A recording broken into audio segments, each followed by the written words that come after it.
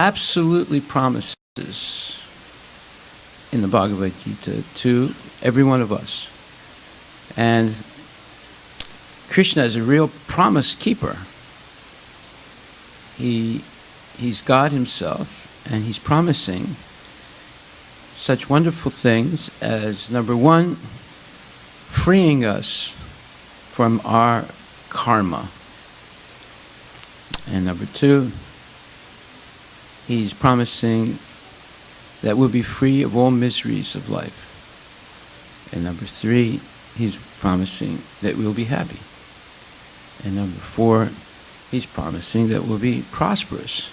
And number five, he's prospering that we will become free of the influence of the three modes of material nature. And number six, he's promising that we will be gifted with transcendental knowledge.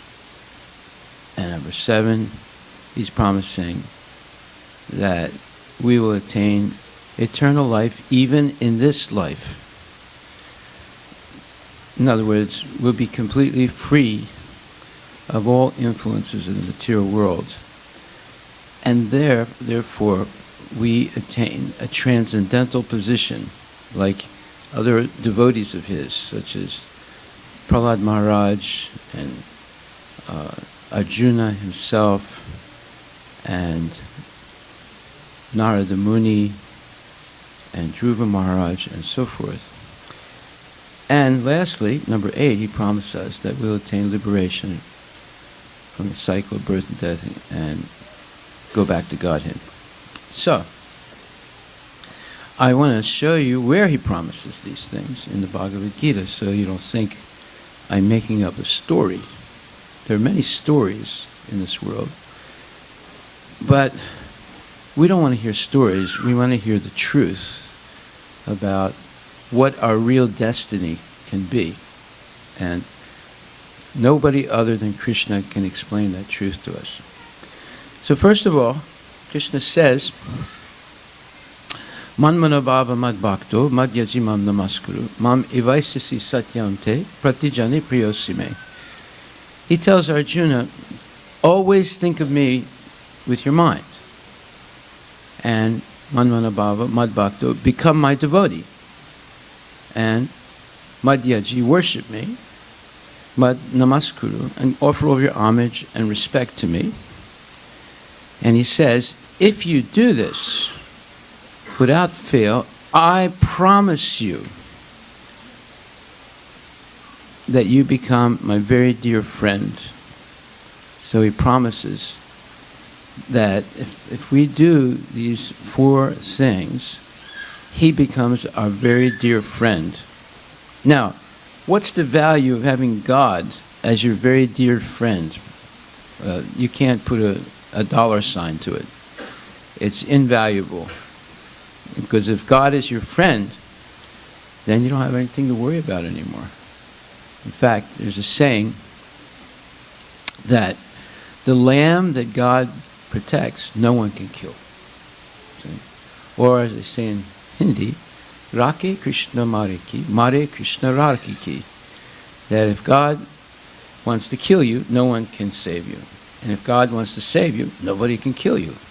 So if God becomes your friend, that is the greatest, let's say, achievement that you can have in your life. So now he's promising that by doing these 4 things. And then he says, Sarvadharmam parityaja mamekam saranam vraja aham tvam sarvapapebhyo moksisyami ma suchaha. He says to Arjuna, and he's speaking to us also, abandon all forms of or varieties of religion and just surrender unto me. I shall deliver you from all sinful reactions, do not fear. So this is the second thing he's promising. He'll free us of our karma.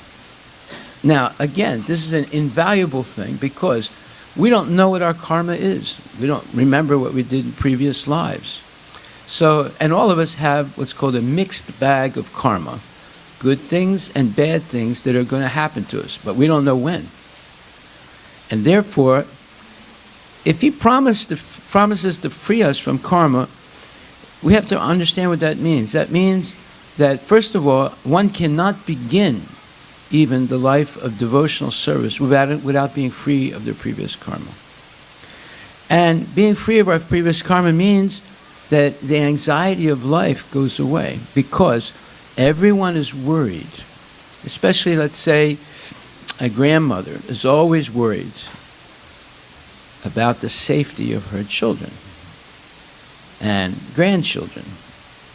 And therefore she is always vigilant that her children are safe. I remember many years ago, my brother was explaining to me, when he became a soldier in the United States Army, he was in active combat in the Philippines.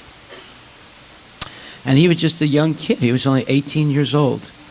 And they made him the radio man in the platoon. That means that he had to walk in front of all the other soldiers when they were on patrol in the jungle looking for Japanese snipers, which means that he was the #1 target. And when they, basically he was forced to do that. So he had this big radio on his back, and he had to crank it to make it work. And he was the first guy. And he was just saying to himself, my God, how did I get into this? I'm just 18 years old, and I'm going to die today. And he was praying.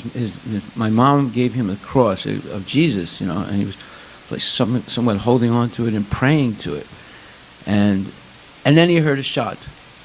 And he closed his eyes and said, that's it, I'm dead. And the shot went past him and killed the lieutenant that was behind him, the leader of the platoon.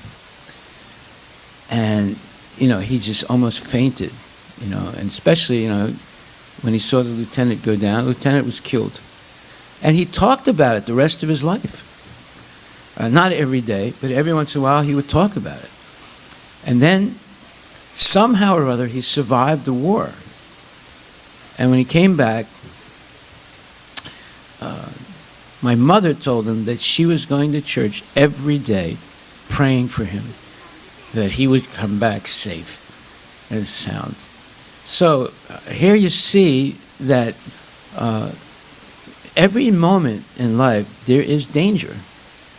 We might not realize it, but there is. And anything can happen, even in a house. So some things can happen. Like, for example, I read about this one person who was a very prominent person, and his son, who was only like 8 years old, slipped in the bathroom, hit his head on the bathtub, and cracked his head and died. In the house.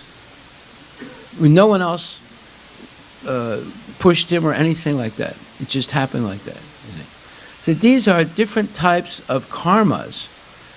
That doesn't happen to everyone, but everyone has something that happens, right? It could be an accident, it could be a sickness, it could be so many things. Like many people nowadays, they're taking a selfie on the cliff of a mountain, and while they're taking the picture, they slip and they die. You might have read about that. It happens more often than you think. So these are all types of things that can happen to us.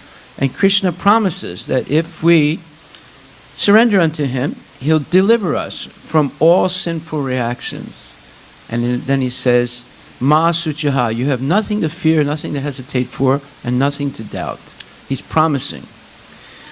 Okay, then also he says, Daivihi esagunamai, mama maya duratyaya, mam evaye prapadyante, mayam etam tarantite. He says, this divine energy of mine, he calls it his gunamai. The material nature is made up of 3 modes of nature, goodness, passion, and ignorance. And they bind us to the cycle of birth and death. And it's almost impossible to get free of their influence.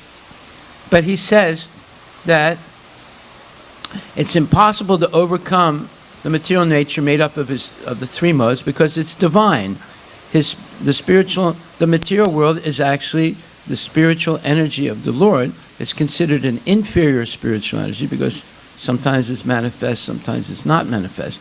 But it is spiritual. Therefore, there's no way that we, mortal beings, can overcome it. But then he says, if one surrenders to him, it's easy to overcome. So therefore, Krishna is saying that if we seriously surrender to him, he will free us from the entire cycle of birth and death and overcome the influence of the three modes of nature. So this is 7th chapter, 14th verse. The previous verse was the 18th chapter, 66th verse. The previous verse was the 18th chapter, 65th verse. Then Krishna says, idam tu te guyatamam pravaksyami anasuyave. Jnanam vijnanam sayitam yajgatva muksyasi subat. He says that, Arjuna, now I am explaining to you this most confidential of knowledge. And because you are never envious of me, I shall impart to you this most confidential knowledge and realization, knowing which you shall be relieved of the miseries of material existence. So if we regularly hear Bhagavad Gita and Srimad Bhagavatam, these are two most important spiritual scriptures in the entire universe, not just the earth, but the entire universe. If we regularly hear these, Krishna is promising that he'll free us from all the miseries of life. What are those miseries? Miseries caused by this body. Miseries caused by other bodies or other people. And miseries caused by natural cataclysmic events. He's promising he'll free us from these miseries. Again, these promises are absolute. Krishna is not a liar. He's the Supreme Personality of Godhead. And then he says, Raja Vidya Rajaguyam Pavitram Idam Uttamam Pratyaksha Dharmam Susukam Kartamaviyam. He says that this knowledge of Bhagavad Gita is the most precious and king of all knowledge, Raja Vidya. And Rajaguyam, it is the most secret of all secrets. It is confidential knowledge. Why is it confidential? But it explains how we can get the favor of God. That is confidential. But it's open to anyone. It's only confidential in the sense that if someone is enamored by the material nature, overwhelmed with making money and using the money for sense gratification, they're not interested in this message. They consider this a waste of time, and therefore they won't allocate any of their time to come to the temple and listen to Bhagavad Gita or Srimad Bhagavatam. They actually consider it's a waste of time, and it's not going to advance their material life. That's why it's considered a confidential knowledge. It's only those people who realize the real nature of the material world, and we're going to get to that in a second. So this is the king of all knowledge, is the most secret of all secrets, and it is completely pure and unsullied by any type of ignorance. There's no misconception, there's no fake news in it, it's all the truth. And it gives direct perception of who we are in relationship to God, or Krishna, in relationship to the material world, and in relationship to other people.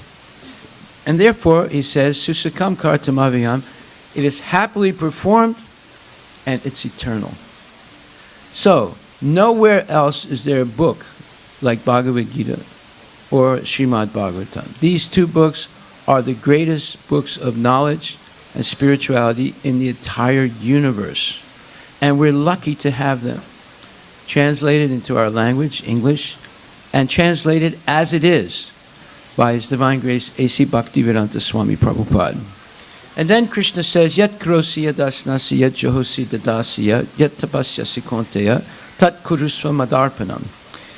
Whatever you do, whatever you eat, whatever you offer or give away in charity, and whatever austerities you perform, do that, O Arjuna, as an offering to me. Why?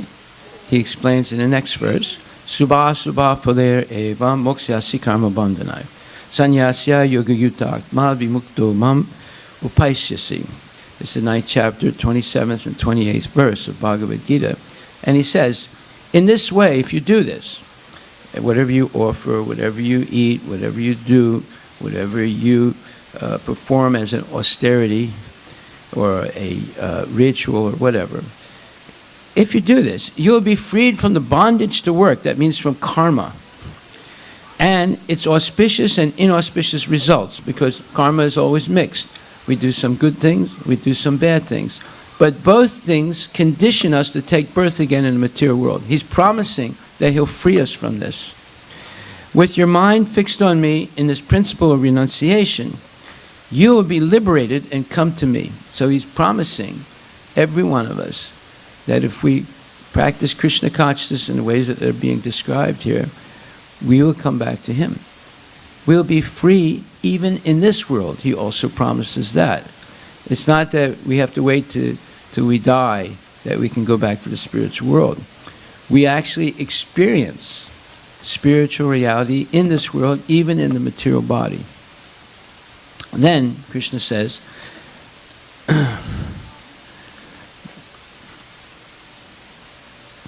he says, Ananyas chintayanto mam ye jana paryapasati tesam nitya bhayuktanam yogashamam vahamyaha.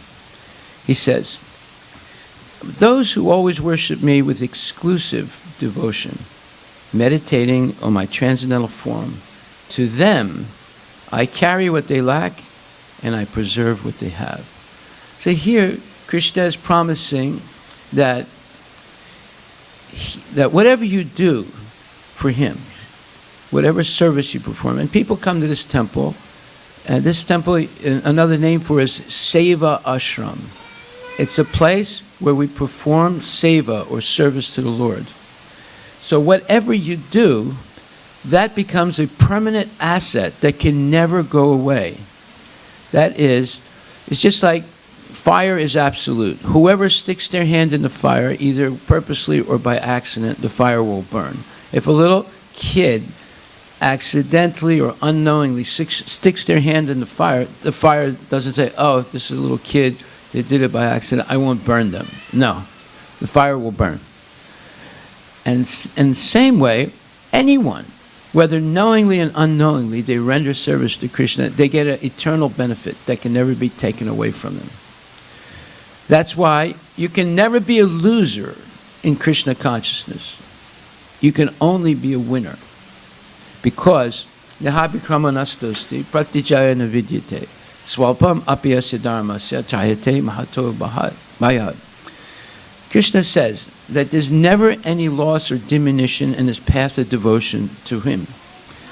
And whatever little we do, or whatever more we do, becomes a permanent asset and always stays with us. It becomes a permanent asset of our soul. So if we don't complete the process of Krishna consciousness in this life, in our next life, we're guaranteed at least a human birth and a chance to continue progressing spiritually. And we start from the point we left off in the previous life. That's why you see sometimes children are born and right away they're attracted to Krishna consciousness. They see someone playing the mridangam and they go toward it and they want to play the mridangam, even though they're just a small child. Right? And sometimes they learn, even in the earliest years of their life, how to play the drums, how to sing, how to dance, and how to clap their hands, and how to put their arms up and go Jai Karo, Jai Karo, Jai Karo, you see. So these are very fortunate children who are already devotees in their previous life, and therefore they've been given the chance to take birth into a family of spiritually minded persons so that they can continue right from the beginning of their life devotional service. Then this means ananya chintayantamam yejana paryapasati tesam nitya bhayuktanam yogashamam vahamyaham. There are different levels of understanding this verse. On one level, when Krishna says, I provide what my devotees lack and I preserve what they have, sometimes that is understood that if you're having financial troubles, Krishna will help you overcome them. And if you're having health problems, Krishna will help you overcome them. And if you have done good things in your life, Krishna will make, in devotional service, he makes sure that you will never lose the benefit of them. That's one level of understanding this verse. But on a higher level, this verse means that when he says he provides what we lack, he makes Krishna consciousness easily available to us. Just like this temple makes Krishna consciousness easily available to the public.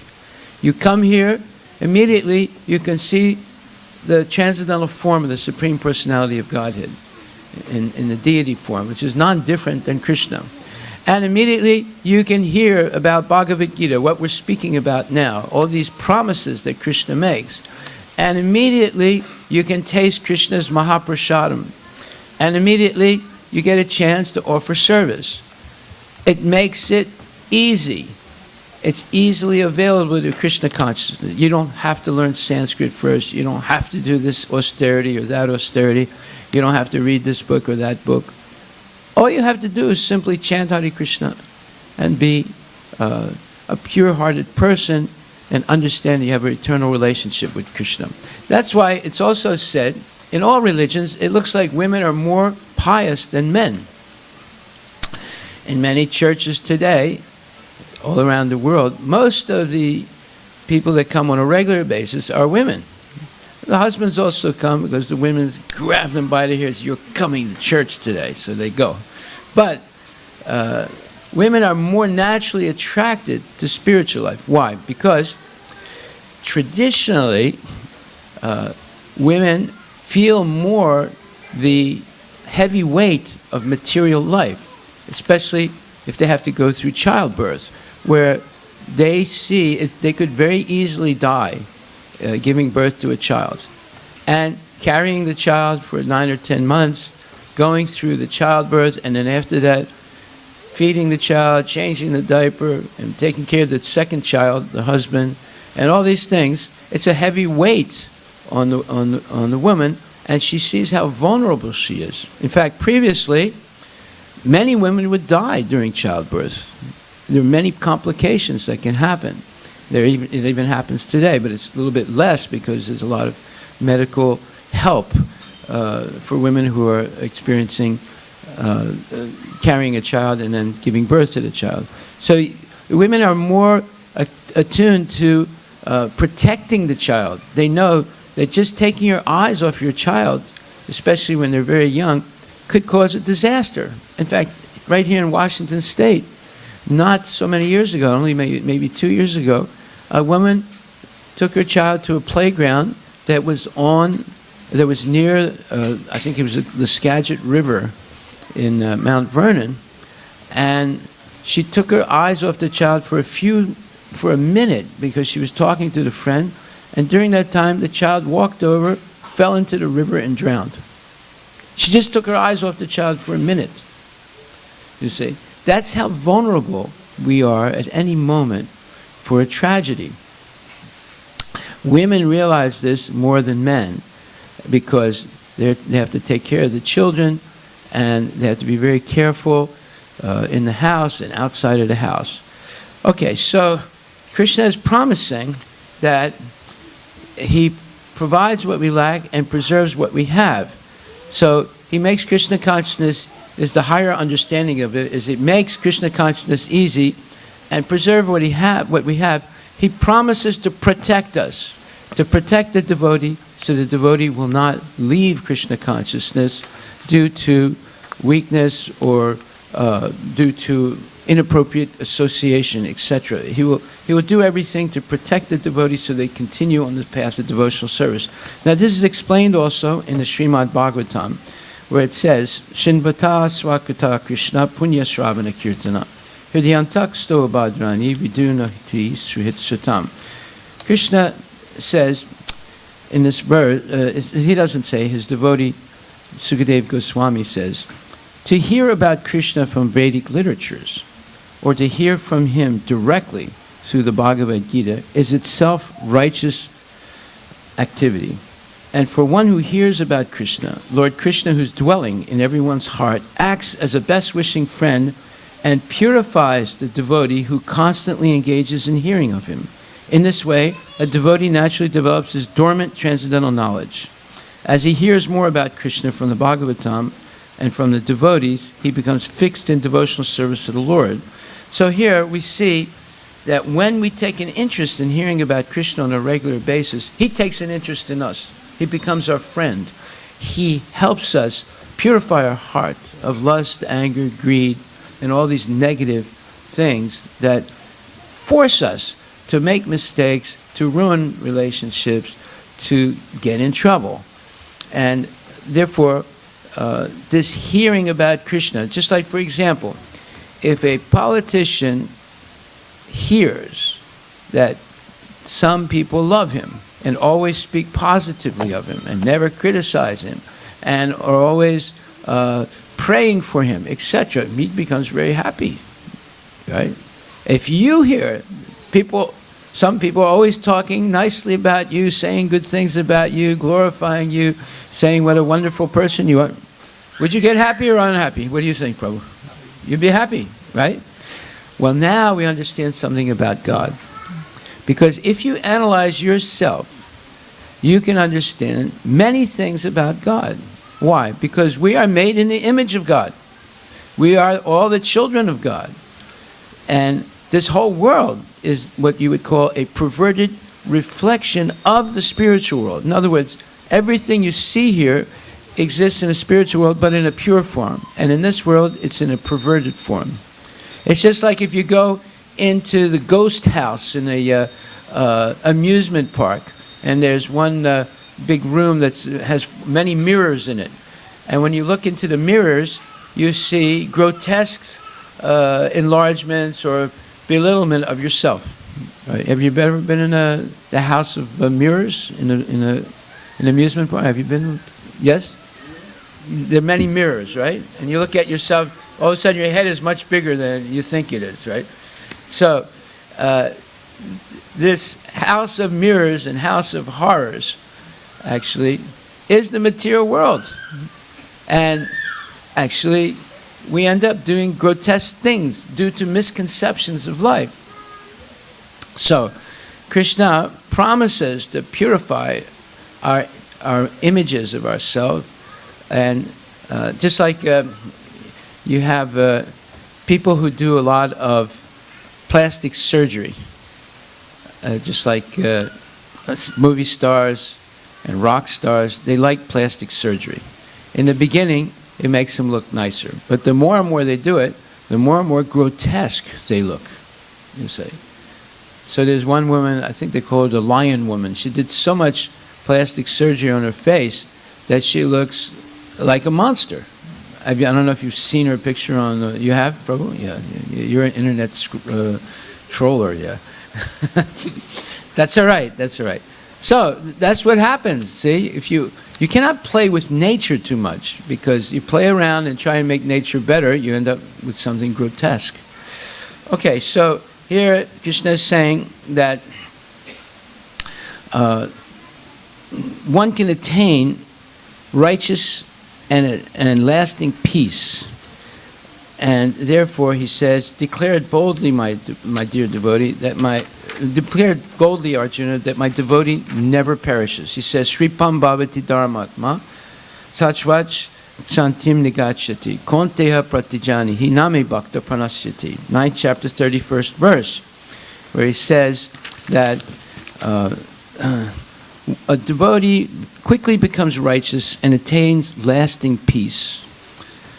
O Arjuna, declare it boldly that my devotee never perishes. So here Krishna is promising not only to protect us, not only to free us from our karma, not only to give us transcendental knowledge, not only to guide us by improving our intelligence and inspiring us to follow the path of righteousness or spiritual life. He also says that the devotee will never perish. Even in the most difficult or dangerous situations, he will protect the devotee. And we have examples of it. He protected Draupadi, although she was being stripped in public by these gigantic warriors like Dushasan and Karna and so forth. But yet, Krishna made her sari infinitely long, and they were not able to pull it off.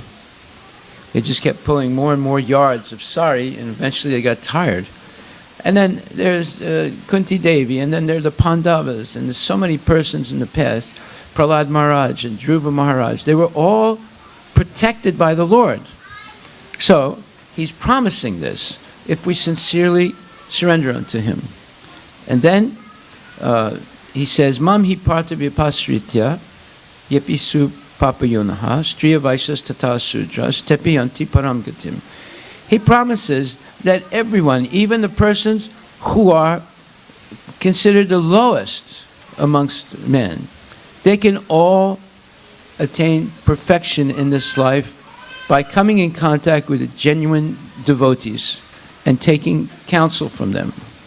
He says, those who take shelter of me, though they be of lower birth, can attain the supreme destination. So no one is excluded from the mercy of the Lord. The Lord will, just like Lord Ramachandra, he accepted Vibhishan, although Vibhishan was the brother of Ravana and a Rakshasa, a man-eating demon. But because he surrendered to the Lord accepted him. Even though everyone else, like Sugriva and others, said, don't believe what he says. His surrendering to you is a phony thing. He's only come here to spy on us and give information to his brother so he can defeat us in battle. But Lord Ramachandra said, no. Anyone who bows down to me, I will accept them. And Hanuman became very happy when he heard this. He said, that is my Lord. He's the Lord of mercy. He's the Lord of compassion. He's the Lord that's empathetic.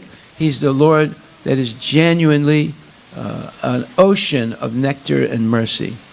So, then Krishna says, Kim punar brahmana punya bhakta rajasayas tata anityam asukam lokam imam prapya rajasya mam.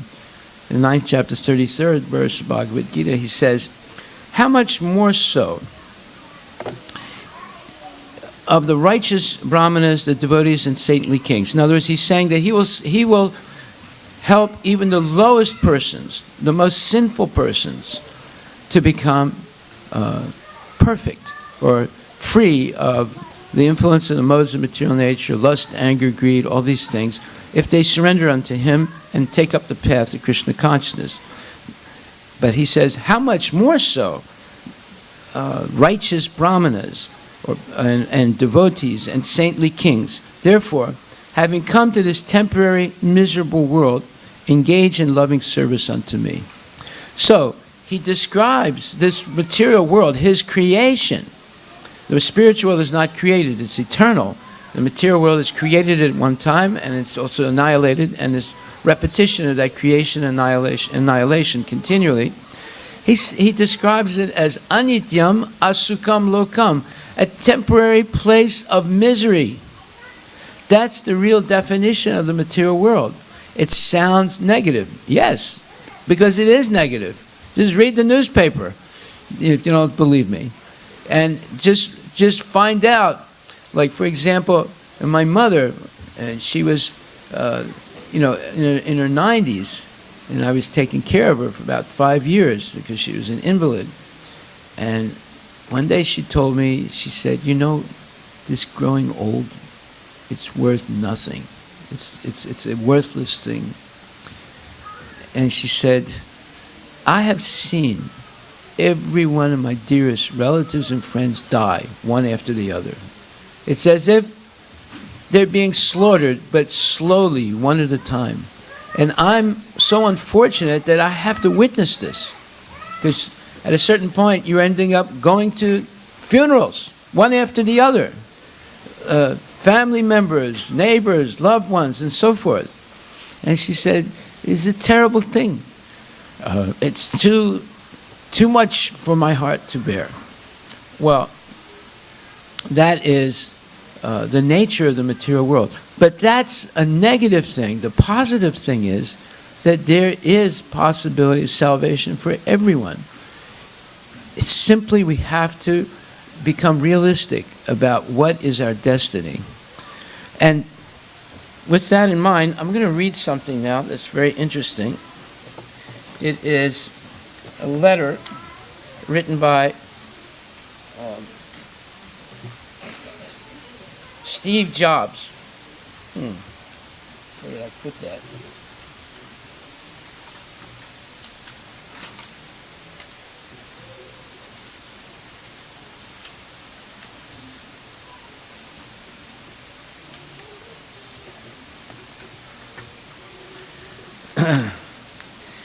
Yes, there's some controversy about this letter, but I'm going to read it anyway because It's very enlightening. Steve Jobs was a tremendously successful person. One of the most successful persons in all the IT world. And he was dying, and he knew he was dying in 2015. And this letter is attributed to him, and he writes, "I reached the pinnacle of success in the business world. In others' eyes, my life is an epitome of success." In other words, the real supreme example of success in the land of America, the land of opportunity and opulence and so forth. However, aside from work, I have little joy. In the end, wealth is only a fact of life that I am accustomed to. So, however, aside from work, I have little joy. In the end, wealth is only a fact of life that I am accustomed to. At this moment, lying on the sick bed and recalling my whole life, I realize that all the recognition and wealth that I took so much pride in have paled and become meaningless in the face of impending death. Now, this word paled is a very good English word. It means, just like right now we're seeing the leaves of deciduous trees paling, and eventually, instead of being green and full of chlorophyll, they're becoming yellow and reddish, and then they fall down and they're dead. So he's saying that I realize that all the recognition and wealth that I took so much pride in have paled and become meaningless in the face of impending death. Impending death means he's very close to dying. In the darkness, I look at the green lights from the life-supporting machines and hear the humming mechanical sounds. I can feel the breath of God, of death, drawing closer. This is a frightening statement. He's in the intensive care unit in the hospital, and he's hearing, in the intensive care unit, you're always hearing the humming of the machines. The machines are supplying intravenous glucose and intravenous injections of drugs and different things. And there's a humming of the machines, and every once in a while there's beeping, and there are lights, like he's saying, green lights. And then every once in a while there's an alarm that goes off because the blood pressure of the person is going down, and it's a signal to the nurses, come right away. There's a trauma taking place in the body of this sick person. So that's what he's hearing in the sick bed in the hospital while he's approaching death. He says, "Now I know when we have accumulated sufficient wealth to last our lifetime, we should pursue other matters that are unrelated to wealth." You see, now it's too late to know this. He's saying, he was worth $20 billion when he died. He's saying that now I know that if you accumulate enough wealth to last the rest of your life, then we should stop at that point and take up matters that are unrelated to accumulating wealth. In other words, how much wealth do you need to live the rest of your life? Let's say you work 20 years, 25 years, 30 years, and you have a certain amount of wealth. If you can see that by downsizing your lifestyle, you can live the rest of your life with that money, then why should you continue making more money? That's the question. That's what he's saying. And he said, I attained that position, but I didn't stop. I just kept going on, and this is a mistake I made in my life. I should have stopped looking to make more wealth and started concentrating on more important things in life, like what's going to happen to me? How can I prepare myself for death? And how can I find out what happens after death? So then he says that we should pursue other matters that are unrelated to wealth. We should do something that is more important. Perhaps that means relationships, perhaps art, perhaps a dream from younger days. Non-stop pursuing of wealth will only turn a person into a twisted being, just like me. Now, what does that mean, a twisted being just like me? That means that probably he had difficulties with his relationships in life, with his own family, his own wife, or his kids, or people that he loves, but because of his over-preoccupation with accumulating wealth, he wasn't able to have the time or the composure of the mind to develop the relationships of love that he had. And he's not sure what it means. By the way, he doesn't mention God in his list here. He says perhaps relationships, perhaps art, perhaps a dream from younger days. He doesn't really mention God. However, in the next sentence he does. He says, God gave us the senses to let us feel the love in everyone's heart, not the illusions brought about by wealth. Well, this is a great statement that he makes here. He mentions God, although the previous mention of God was the God of death, but now he's giving a more gentle vision of God. And he said, God has given these senses. Now, what are the senses? We have six knowledge-acquiring senses: the eyes, the ears, the nose, the tongue, and the skin, and the mind. These senses, he claims, God gave to us to feel the love in everyone's heart and not the illusions brought about by wealth. That is a significant statement. Actually, he's not exactly right, but he's coming close. Yes, these senses that we have, these knowledge-acquiring senses, are meant to understand our relationship with God, to progress in that relationship, to attain love of God, and then to share that love with everyone that we love. It can be family members, it can be friends, it can be relatives, it can be co-workers, it can be strangers. But we're all the children of God. We all have the unique Father, and we're all in the same family. There's just variety in the family. Some people look like this, some people look like that, but we all have the same origin. And we need to use our senses to understand this. If we understand this, then we become a child of love rather than a slave of money. Just like Napoleon said, money is a good servant and a bad master. Well, if we're mastered by money, as Steve Jobs was, then he's realizing now it held him back from developing these relationships of love with his own family and others. Right? It could be his workers, could be his friends, or whatever. And then he says, the wealth I have won in my life, I cannot bring with me. What I can bring is only the memories precipitated by love. So this is another significant statement. He's saying that all the money he made, this $20 billion, which is a lot of money, if you had $20 billion, I bet you would have a lot of trouble trying to spend it all. And you wouldn't spend it all. Many people die like him with billions of dollars in the bank. Shame on them. Shame on them, because they could have done so much good with that money in their life. But they just accumulated it, and now they realized, in a sense, they made a big mistake. However, it says, what I can bring only, meaning bring with him facing his death, is only the memories precipitated by love. Now, on the one hand, he's admitting that he didn't spend enough time in his life developing those loving relationships. It's not that he had no love, but it's not, he didn't have time. He was too busy making money.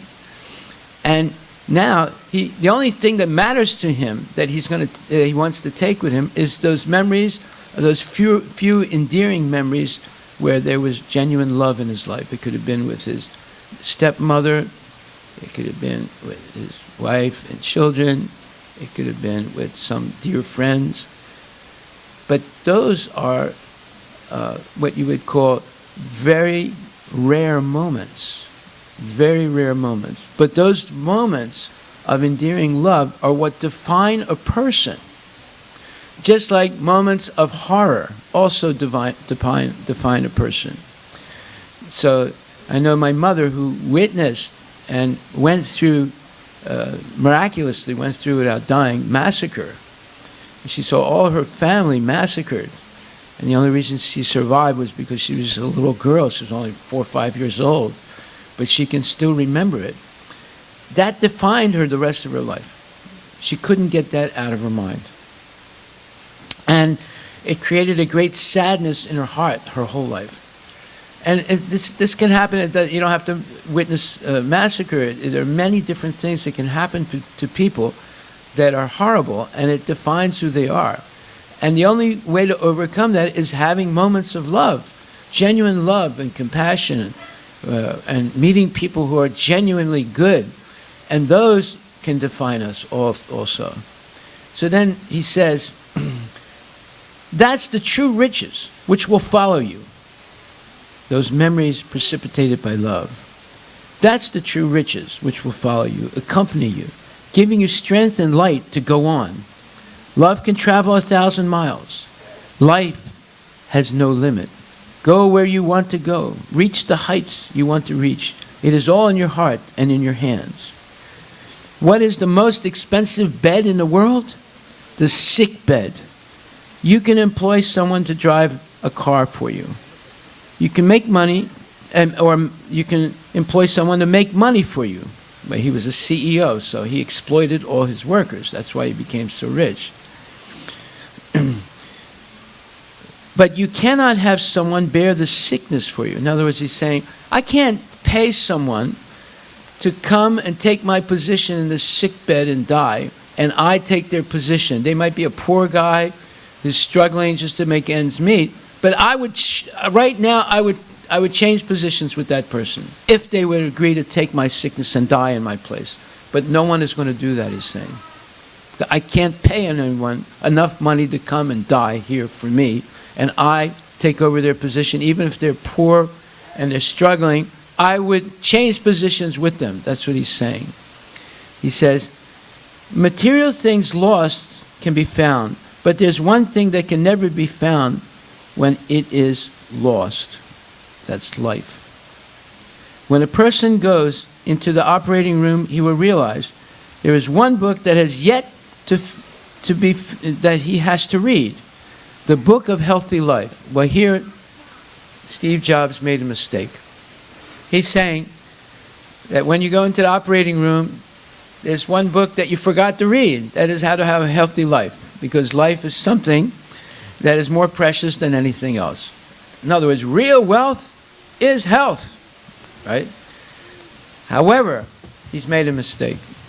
Real wealth is knowing your relationship with God and having eternal life as your destiny. That's the real wealth. Because even if you read a book of health, how to be healthy, you're still going to die eventually. This body is destined to die. But instead of feeding the body protein drinks and vegan diet, etc., we should feed the soul with nectar of love of God. That's the real food that we're missing. So here he says, he says, whichever stage in life we are at right now, with time, we will face the day when the curtain comes down. In other words, we're all going to face this death like I'm facing right now. Treasure love for your family, love for your spouse, love for your friends. Treat yourself well. Cherish others. That's his last word. Well, he missed the most important person to cherish. That is Krishna or God, you see. So, and he's admitting that he did not really do what he's suggesting that you should do. Now, I want to give a message of a friend of mine who died. He was a good friend of mine, and he was a French devotee. His name was Janaprana. And I left France, I came to the United States, and from that point on, I never saw him again. But we were very, very close friends.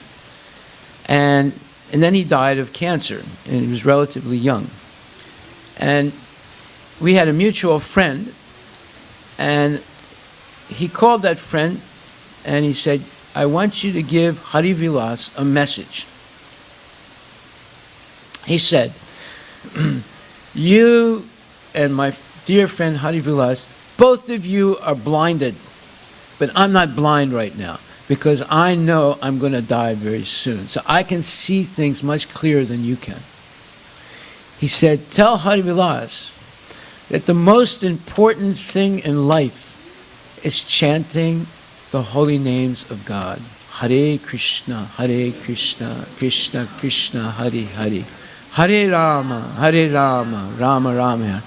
I can see this. I know that this is a fact because I'm going to die very soon, and I've thought about this deeply. This is the only truth that we have in our life. It's our relationship with God or Krishna. And we can attain the pinnacle of that relationship by chanting this holy mantra, the names of Krishna. And then we can share that love with everyone. And therefore, it's not love on the bodily level, it's love on the spiritual level, which is eternal.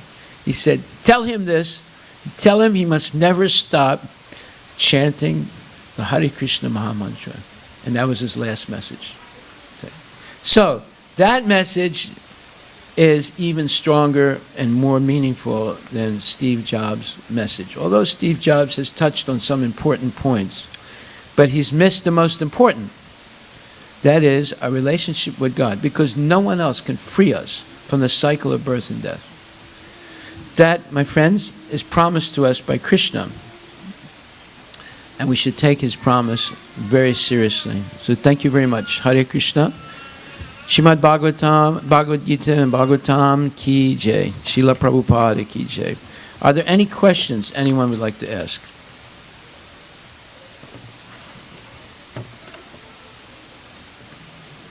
Yes.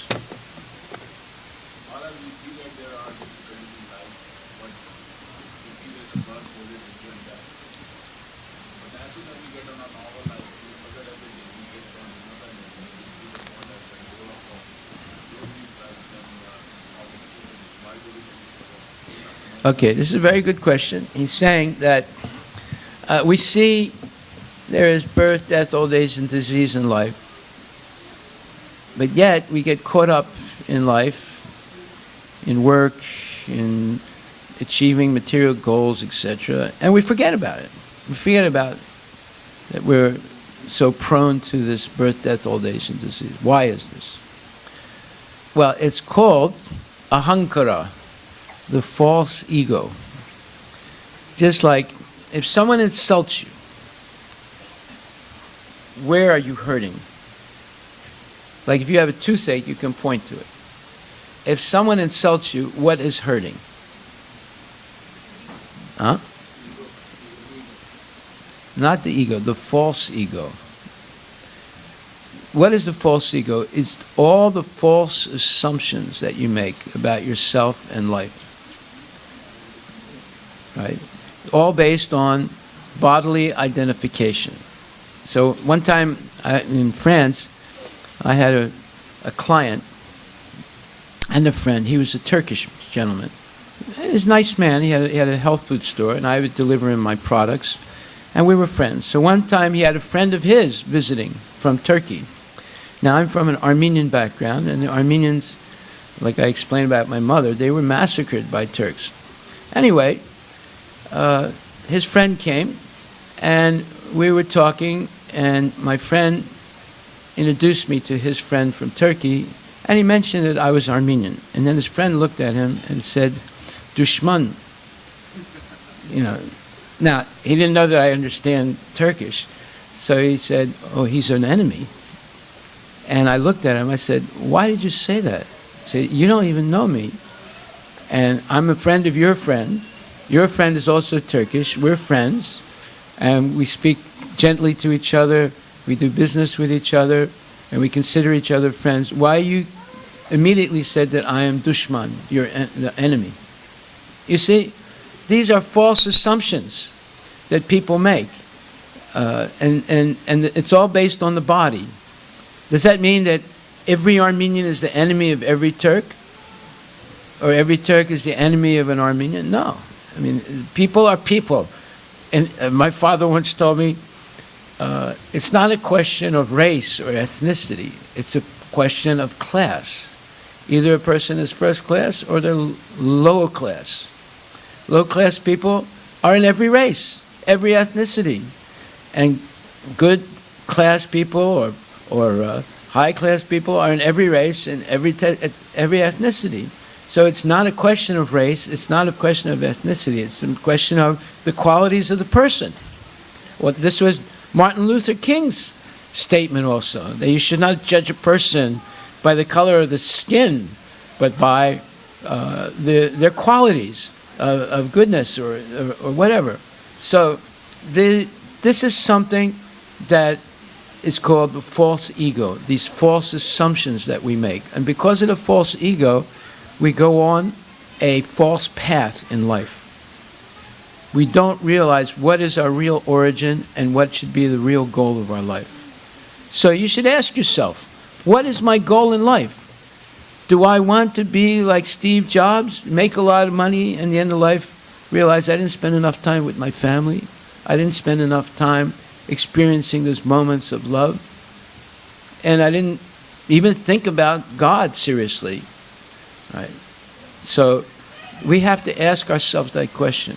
And then if there's things that we don't understand, then we should ask spiritually elevated persons.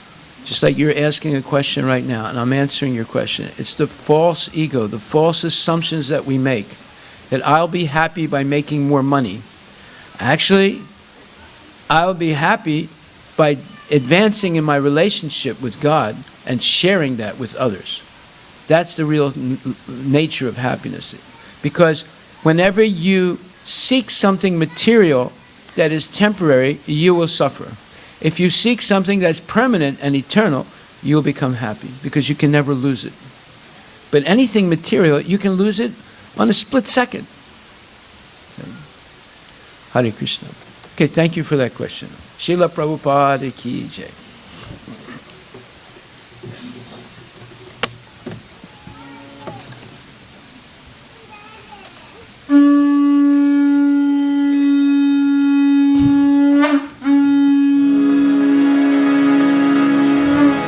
So today is the first day of Kartik, and we celebrate what's called the Damodar Astakam. We remember the special pastime of Mother Yasoda and Krishna. She's a mother, but it just so happens that her son is the Supreme Personality of Godhead, Krishna, and she has extreme love for her son, and she's expressing it in this prayer. And we offer a lamp of love for the picture of Mother Yasoda and Krishna, and then to the deities, and we sing this beautiful bhajan. It says, to the Supreme, well, it says this, we'll read it after the Arti sermon.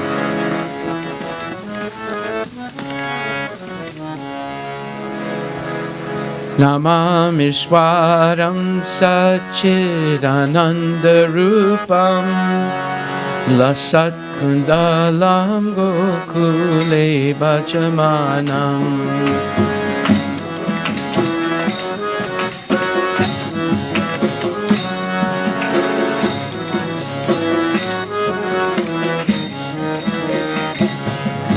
Yasoda Biyolukaladavamanam Param Dristam Atyanta Todrutya Gopya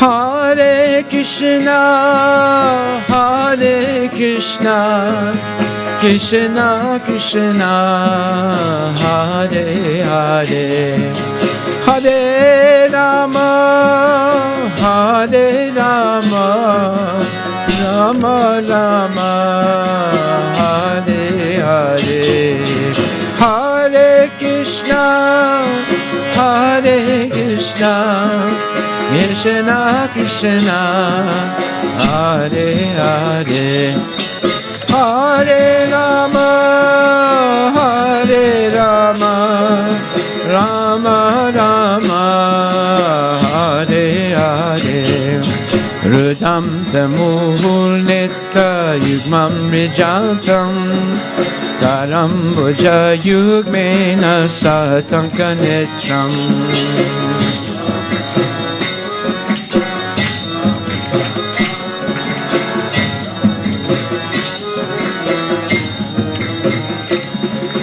Muhuswasakampa chirekankakanta stita graiva damodaram bhakti bhajan.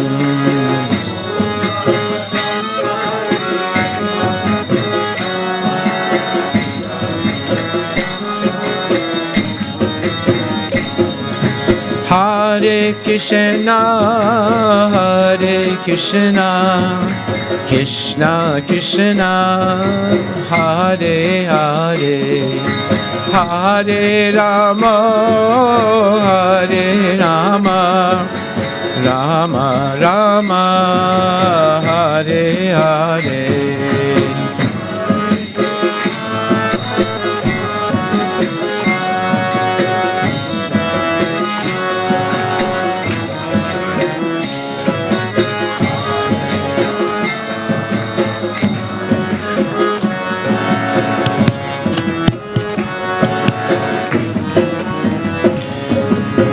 Vijitra Swalila Virananda Kunde Swagosami Mahajantam Akyapayantam.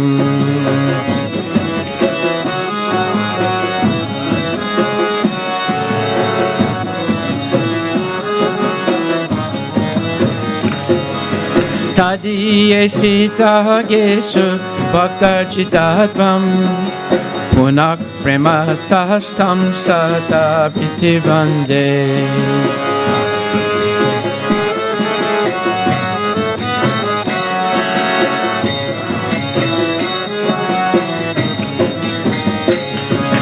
Hare Krishna, Hare Krishna, Krishna Krishna, Hare Hare, Hare Rama, Hare Rama, Rama Rama, Hare Hare.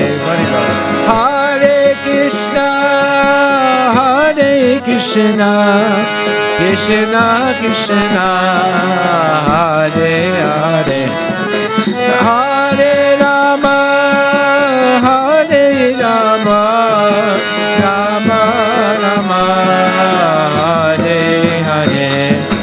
Varam Deva Moksham Na Mokshavadimva Na Chanyam Vineham Vare Sadapiha.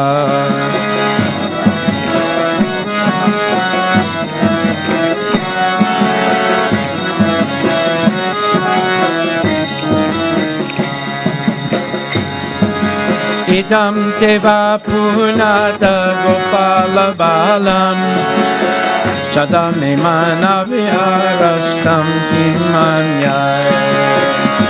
Haribo, turn that fan on.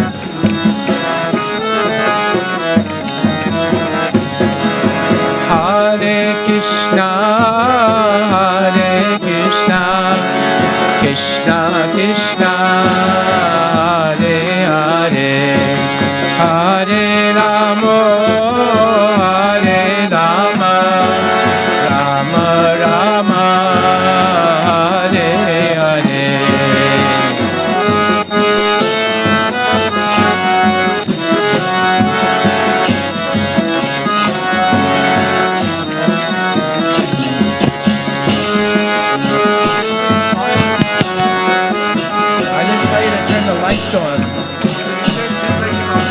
I said turn the fan on.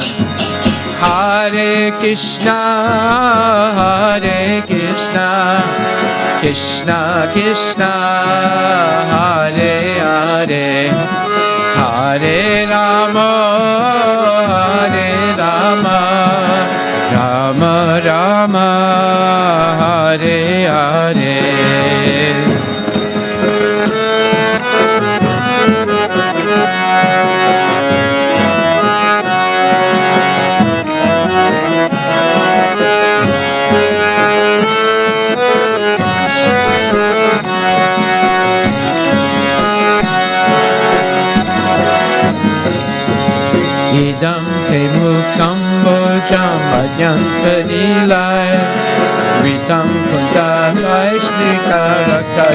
gopya.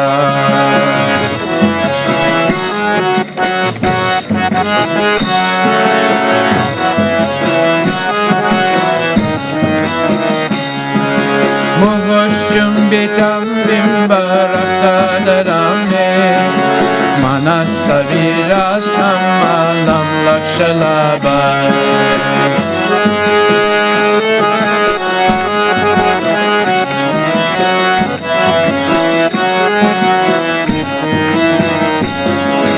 Hare Krishna, Hare Krishna, Krishna Krishna, Hare Hare, Hare Rama, Hare Rama, Rama Rama, Hare Hare.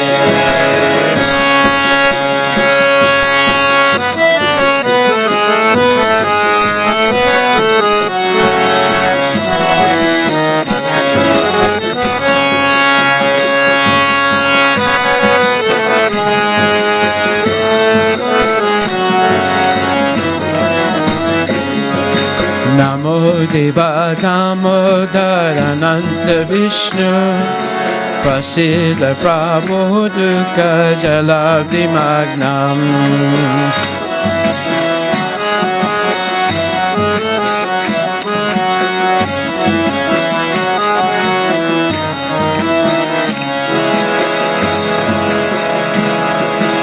Kipa Dristi Vristiyati Dinam Bhatanu Vihanesa Mahamajnam Vidyakshi Drishyay.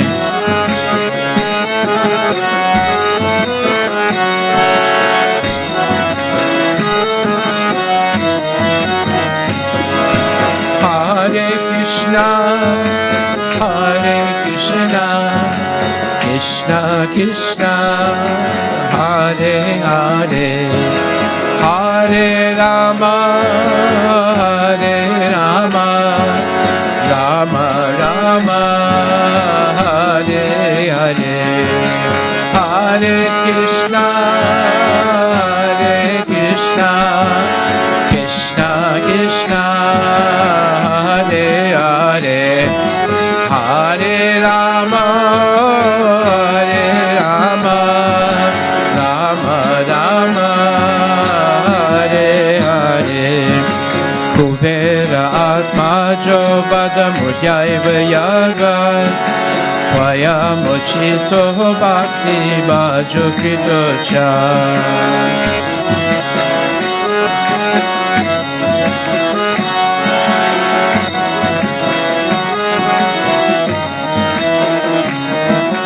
Tata Prema Bhaktim Swakam Me Prayacha Namokshigaho Mesti Damodareya.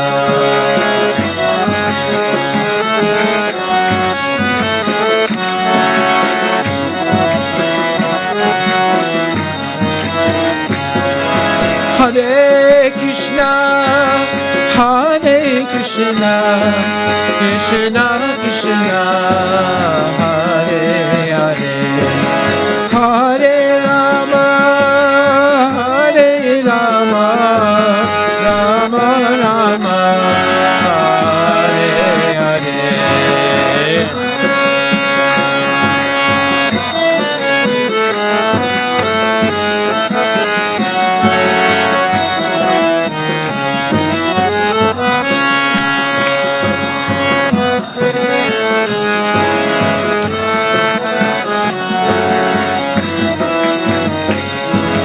Namaste Sudamne Spuradipti Damne Vadiyodarayata Vishwashadamne.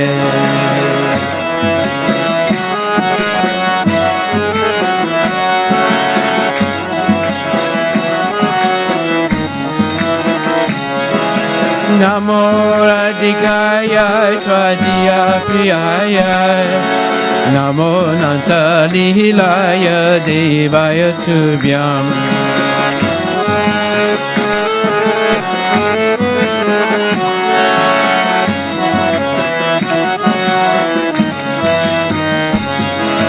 Hare Krishna, Krishna, Hare Krishna, Krishna Krishna, Hare Hare, Hare Rama, Hare Rama, Rama Rama, Hare Hare.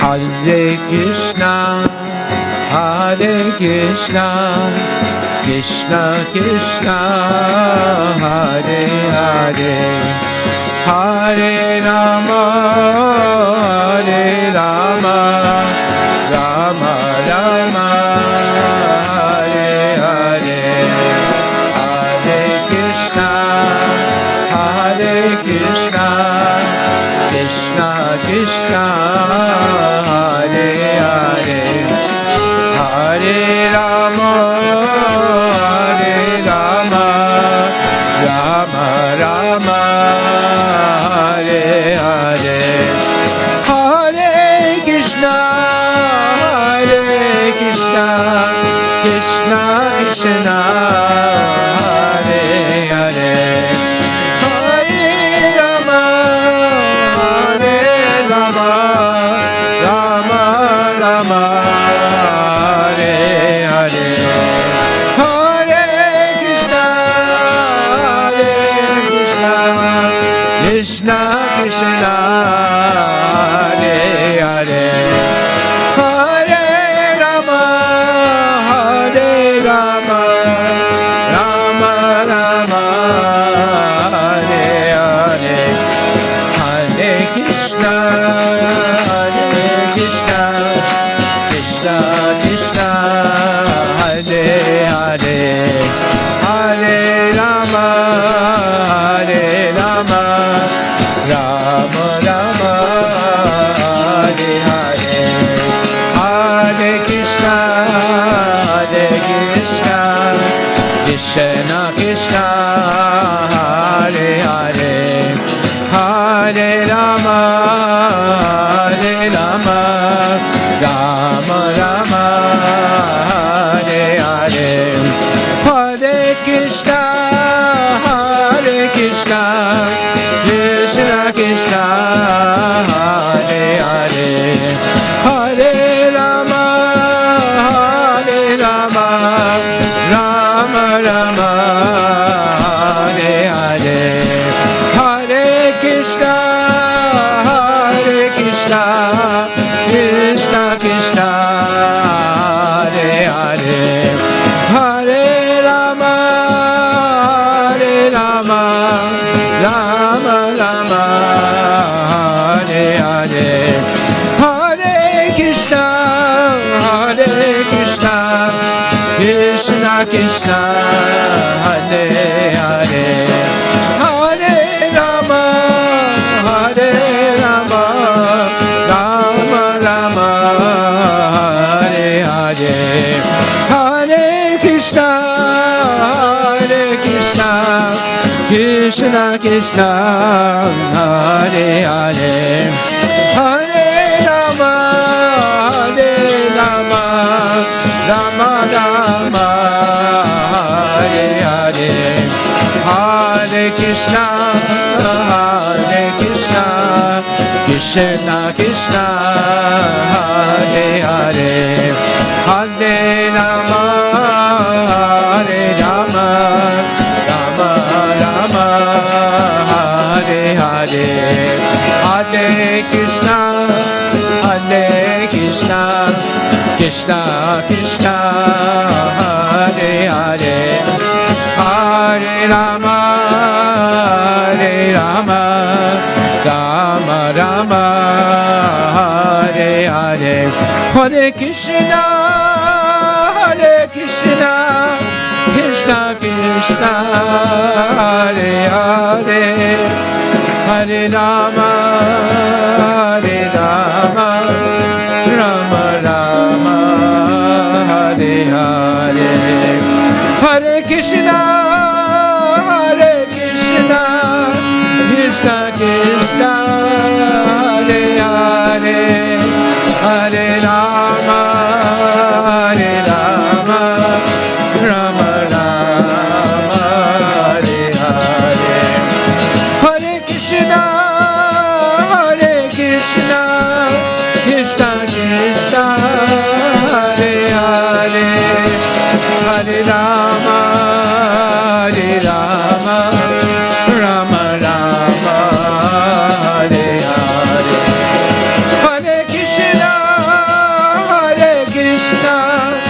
Krishna Krishna, Hare Hare, Hare Rama, Rama Rama Rama, Hare Hare. Hare Krishna,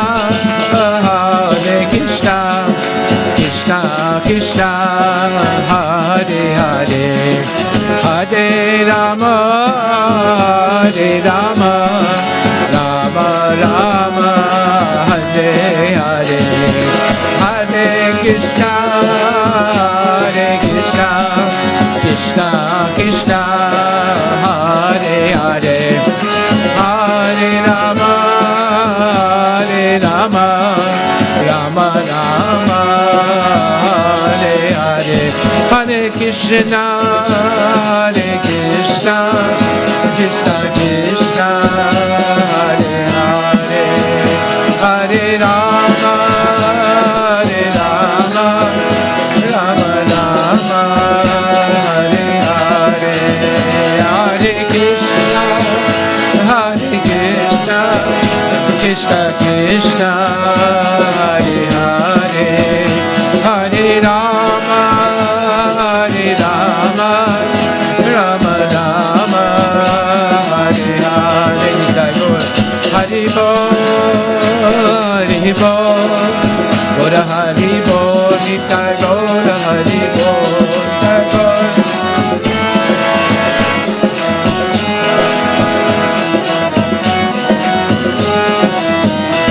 Nitai Gora Hari Bol, Hari Bol, Gora Hari Bol, Nitai Gora Hari Bol, Nitai Gora Hari Bol, Hari Bol, Hari Bol, Nitai Gora Hari Bol, Nitai Gora Premanandi Ki Jai.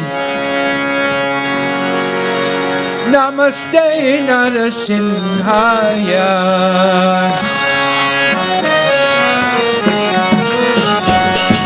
Namaste Narasimhaya,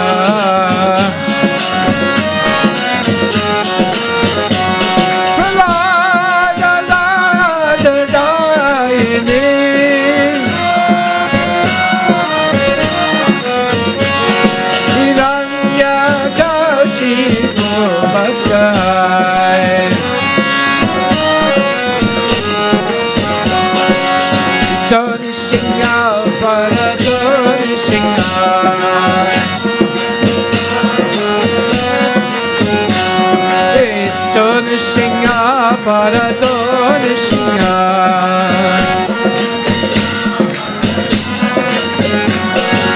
Yato Yato Yami Tador Singha,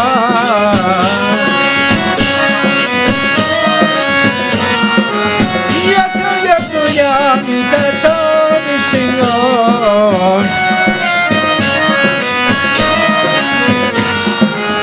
Ahin Singha, Hidayah Singha, Singha, Hidayah Singha, Bhai Singha, Hidayah Singha.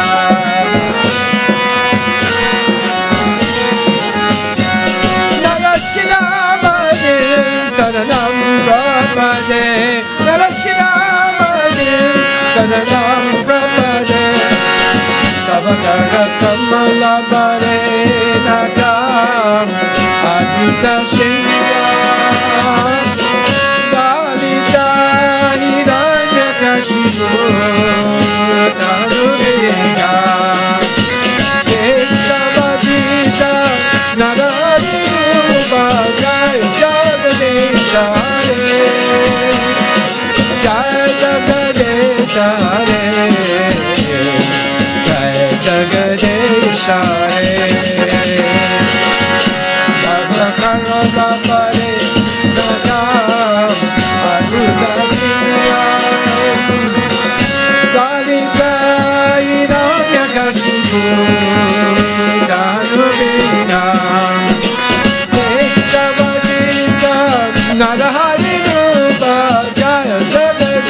Hare, Jai Jagadish Hare, Jai Jagadish Hare, Kesava Gita Narahari Rupa, Jai Jagadish Hare, Jai Jagadish Hare, Jai Jagadish Hare, Kesava Gita Narahari Rupa, Jai Jagadish Hare, Jai Jagadish Hare, Jai Jagadish Hare, Jaya Nara Singhadev, Jaya Nara Singhadev, Jaya Nara Singhadev, Jaya Nara Singhadev.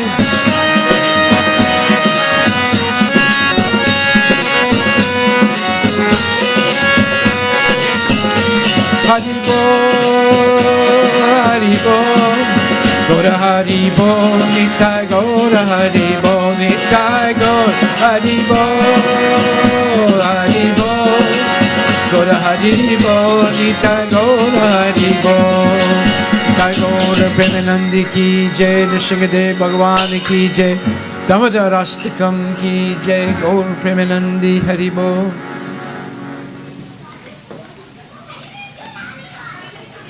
Hare Krishna, Krishna Krishna, Hare Hare, Hare Rama, Rama Rama, Hare Hare. So tonight, our sponsor we have two sponsors. One is Nitin and Family on the occasion of Tavishi's birthday.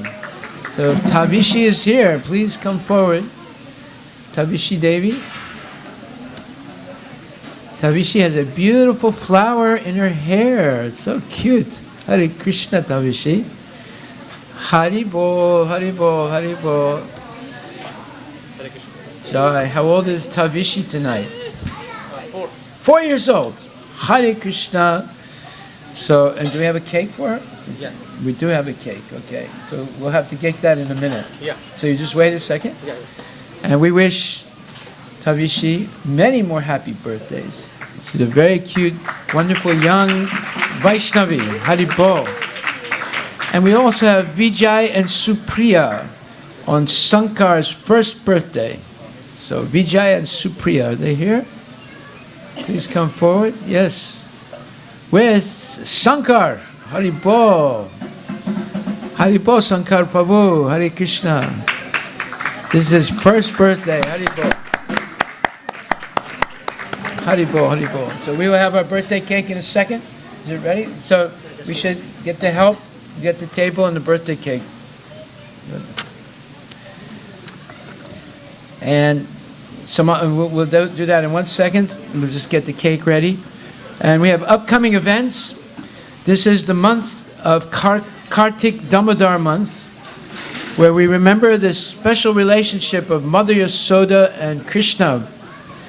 She loved him so much that she conquered Krishna with her love. And because of that, Krishna accepted to be tied up by her. And he accepted to be punished by her for being a naughty boy. These are impossible things. You can't do that to God. But when you love him so much, he surrenders. He's vulnerable to the love of a devotee. And that's the meaning of this Damodar Astaka month. In fact, let's repeat this so we understand what these prayers say. Please repeat after me. To the Supreme Controller. What? What? Who? Okay, just 1 second. We have a devotee named Mahesh Prabhu. He has donated $2,500 tonight for our Bellevue Temple construction, which is going to begin very soon. Thank you very much, Mahesh Prabhu. So, to the Supreme Controller, who possesses an eternal form. Please repeat. To the Supreme Controller, who possesses an eternal form of blissful knowledge, whose glistening earrings swing to and fro, who manifested himself in Gokula, who stole the butter that the gopis kept hanging, from the rafters of their storerooms, and who then quickly jumped up and ran in retreat in fear of Mother Yasoda, but was ultimately caught. Please repeat after me. To that Supreme Lord, Sri Damodara, I offer my humble obeisances. Upon seeing his mother's whipping stick, everybody repeat after me. He cried and rubbed his eyes again and again with his two lotus hands. His eyes were fearful and his breathing quick. And his mother Yasoda bound his belly with ropes. He shivered in fright, and his pearl necklace shook. To this Supreme Lord, Sri Damodar, I offer my humble obeisances. Those super excellent pastimes of Lord Krishna's babyhood drowned the inhabitants of Gokula in pools of ecstasy. To the devotees who are attracted only by his majestic aspect of Narayana in Vaikuntha, the Lord herein reveals, I am conquered and overwhelmed by pure loving devotion. To the Supreme Lord Damodar, my obeisances hundreds and hundreds of times. O Lord, although you are able to give all kinds of benedictions, I do not pray to you for liberation, nor eternal life in Vaikuntha, nor any other boon. My only prayer is that your childhood pastimes may constantly appear in my mind. O Lord, I do not even want to know your feature of Paramatma. I simply wish that your childhood pastimes may ever be enacted in my heart. O Lord, the cheeks of your blackish lotus face, which is encircled by locks of curling hair, have become reddened like bimba fruits due to Mother Yasoda's kisses. What more can I describe than this? Millions of opulences are of no use to me, but may this vision constantly remain in my mind. O unlimited Vishnu, O Master, O Lord, be pleased upon me. I am drowning in an ocean of sorrow and am almost like a dead man. Please shower the rain of mercy on me. Uplift me and protect me with your nectarian vision. O Lord Damodar, in your form as a baby, Mother Yasoda bound you to a grinding stone with a rope for tying cows. You then freed the sons of Kubera, Manigriva and Nalakuvara, who were cursed to stand as trees, and you gave them the chance to become your devotees. Please bless me in the same way. I have no desire for liberation into your effulgence. O Lord, the entire universe was created by Lord Brahma, who was born from your abdomen, which was bound with the rope of Mother Yasoda. To this rope I offer my humble obeisances. I offer my obeisances to your most beloved, Srimati Radharani, and to your unlimited pastimes. Shri Damodar Astakam Ki Jai. So now we're going to wish happy birthday to Tavishi and to Sankar. Huh? Oh, and Murli, I forgot. We can't forget Murli. He's a very special devotee. Hare Krishna to you, Hare Krishna to you, Hare Krishna, dear Tabisha, Shankar and Murli, Hare Krishna to you. Haribo, Haribo, Haribo, Haribo. May Srimati Radharani and Krishna always bless you and bless everyone to be free of fear, anxiety, and doubt. And may you always be blessed with knowledge of Krishna, the Supreme Personality of Godhead, by which you'll be free of all the miseries of life and go back to Godhead in this lifetime. Gaur Premananda, Tabishi, Shankar, and Murli. Hare Krishna. So, this is the Kartik month. If you want to host our Deep Dana Mahotsav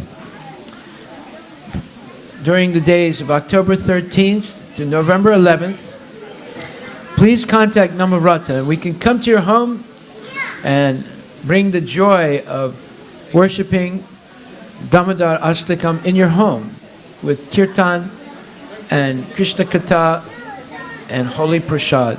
So if you want us to visit your home in this holy month of Kartik, please contact Namavrata downstairs. Choose a date and we will come. Hare Krishna. So we have another visiting devotee, His Grace Radhe Shyam Prabhu. He is the leader and the person who developed the congregation in Pune, India, and built the beautiful temple that's there called the Vedic Cultural Center. And he has developed tremendously the Krishna consciousness in the Pune area and other places in India. And he's going to lecture on lessons from Bharat Maharaj by Radhe Shyam Prabhu on October the 18th from 7:30 to 9 p.m. and October 19th from 10 a.m. to 12 p.m. or 10 a.m. to noon. And also, we are going to celebrate for all wives who actually love their husbands. Karva Chauth celebration, October 16th from 4:30 p.m. to 7 p.m. If you love your husband, please come. There's fasting and performing certain ceremonies for his welfare, so he continues to put food on the table on a regular basis. So that's important, ladies. So please come and wish him well. And on October 26th, Saturday, October 26th, from 12 to 6 p.m. at the Seattle Center Armory, we are celebrating the Grand Festival of Lights, or Diwali. This is the biggest festival of Diwali in the Seattle area. Please come and help us make this a wonderful celebration. And also you can volunteer. We need volunteers to help us in our different booths. And that is October 26th, Saturday, from 12 to 6 p.m. at the Seattle Center. And then on October 27th and 28th, we are going to celebrate Govardhan Puja and Anakuta here in the temple on the 27th and 28th. I guess that's Sunday and Monday. And on November the 2nd, that famous celebration called Krishnaween instead of Halloween. We're going to celebrate that here and have a prize for all the children who are dressed up as devotees, or either like Radharani or Krishna or Mother Yasoda or Nanda Maharaj or whatever, but no demons. If you want to dress up like a demon, you can go out on Halloween. But come to the temple and win prizes for being dressed like a devotee of the Lord. On November 2nd at 7 p.m., Hare Krishna. Thank you very much. And we will continue now. Are there any ladies or anyone who'd like to perform bhajan, or men who would like to perform bhajan? How about Hari? You want to do some bhajan?